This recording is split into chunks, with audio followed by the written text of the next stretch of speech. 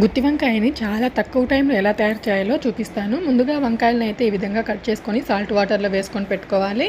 ఇప్పుడు దీన్ని మనం స్టవ్ మీద ప్యాన్ పెట్టుకొని ఆయిల్ వేసుకొని ఆయిల్లో వంకాయలను అయితే ఈ విధంగా ఫ్రై చేసుకోవాలి మెత్తబడేంత వరకు. ఈలోపు మనం మసాలాని ముందుగానే ప్రిపేర్ చేసి పెట్టేసుకుంటే చాలా త్వరగా గుత్తి వంకాయ కర్రీ అయితే రెడీ అయిపోతుంది.